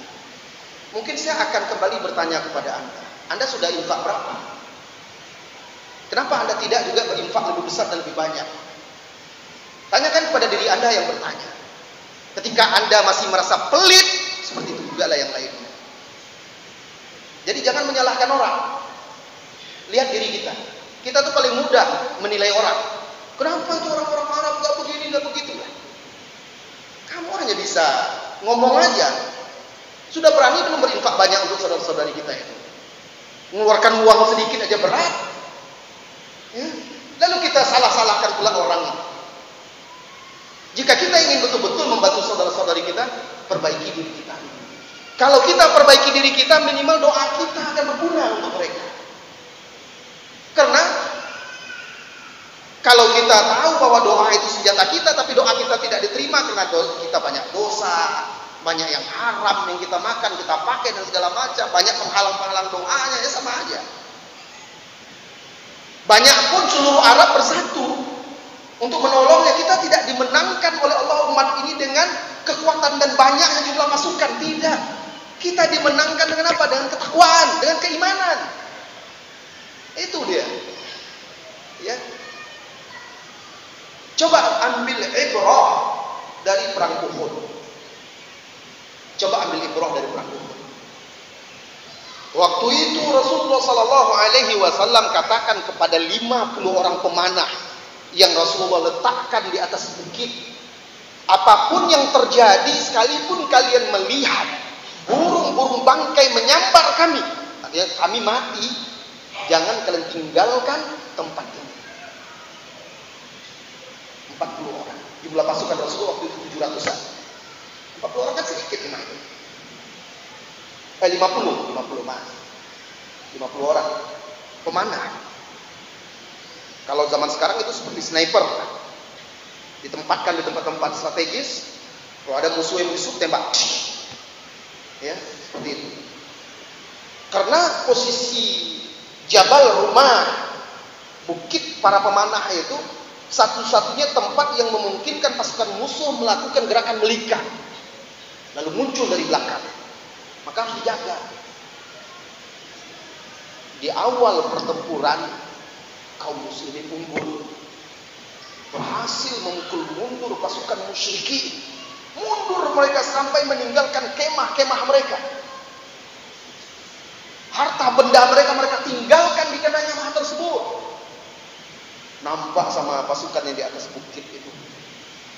Sebagian mereka berkata, lihat, orang-orang musyrikin sudah lari dan saudara-saudara kita memasuki kemah-kemah mereka, mengumpulkan harta benda yang mereka tinggalkan. Kita sudah menang, ayo turun, ikut ke sana. Diingatkan oleh sahabat Abdullah bin Jubair, dia jadikan sebagai pemimpin. Diingatkan bahwa Rasulullah SAW melarang kita turun apapun yang terjadi. 40 orang tidak mau patuh. 40 orang tidak mau mendengar, tidak taat terhadap larangan Rasulullah SAW. Turun mereka. Ketika mereka turun, tinggal 10 orang nampak sama Khalid bin Walid, yang waktu itu belum masuk Islam. Dia bawa 100 pasukan berkudanya, memutar dan menyerang yang 10 orang itu. Gak bisa apa-apa, habis semuanya gugur. Lalu muncul dia dari belakang Rasulullah dan kaum muslimin. Sudah memutar. Akhirnya apa? Diserang dari belakang secara mendadak oleh 100 pasukan. Pasukan khusus itu, Kopassusnya mereka dulu itu, pasukan berkuda kan, jagoan mereka. Tidak siap kaum muslimin mendapat serangan dari belakang itu, kocar-kacir. Orang musyrikin yang lari itu balik lagi. Terjepitlah kaum muslimin diserang dari dua arah. Sampai akhirnya kan 70-an sahabat gugur. Bayangkan. Sampai ada sahabat yang tidak bisa dikenali lagi jasadnya. Karena banyaknya luka-luka, 60 lebih luka. Sampai dikenali hanya dari cincin yang ada di jarinya oleh saudarinya. Sampai Rasulullah terluka. Kenapa? Karena ada 40 orang yang melanggar. Itu sama Rasulullah loh perangnya. Ada Rasulullah SAW. Kesalahan sedikit saja, melanggar satu larangan saja oleh sedikit orang, menyebabkan kekalahan pasukan Rasulullah SAW. Bayangkan sekarang ini, berapa banyak kita yang melanggar larangan Rasulullah SAW. Berapa banyak kita yang tidak benar-benar menjalankan perintah Allah dan Rasulnya. Barangkali saudaraku, kita salah satu penyebab kekalahan kaum muslimin. Karena dosa-dosa dan maksiat kita. Karena kelalaian dan kelengahan kita. Sekarang bukan saatnya. Kenapa sih itu kan kita tidak pernah tahu bagaimana kondisi sebenarnya di sana. Lalu kita mempertanyakan, berapa banyak orang-orang Arab, pemerintah Arab nggak peduli dengan kaum muslimin di sana. Nggak bisa seperti itu. Kita harus melihat dengan real nyata. Mereka tetap membantu, tapi kondisinya mungkin tidak seperti yang kita bayangkan. Kenapa kita tidak katakan juga, kenapa sih pemerintah kita tidak kirim pasukan? Kan begitu. Pemerintah kita sudah membantu. Bisanya apa? Membantu secara kemanusiaan. Buat di sana rumah sakit, kirim kapal rumah sakit ya, dikirim oleh pemerintah kita. Itu sudah luar biasa. Sekarang kita kembalikan kepada diri kita. Kita saja untuk berinfak malas, sedikit saja mengeluarkannya berat rasanya. Apalagi mau mengorbankan nyawa kita, pergi ke sana berperang membantu saudara-saudari kita, lebih penakut lagi kita. Jadi jawabannya seperti itu ya, saudaraku. Kita tidak tahu bagaimana kondisi di sana. Yang jelas mereka tetap membantu saudara-saudari kita dengan cara yang mereka bisa, dan kita juga harus membantu saudara-saudari kita itu dengan cara yang bisa kita lakukan. Salah satunya memperbaiki diri kita, berinfak tanpa ada rasa pelit dan rasa kikir, rasa khawatir terhadap diri kita. Sampai di situ dulu mungkin ya kajian kita, karena sudah malam. Mudah-mudahan Allah Subhanahu wa taala mempertemukan kita dengan bulan Ramadan dan benar-benar bisa menjadi kesempatan terbaik kita untuk meraih ampunan dan terbebas dari api neraka. Wassallallahu wasallama ala nabiyyina Muhammad walhamdulillahirabbil alamin. Assalamualaikum warahmatullahi wabarakatuh.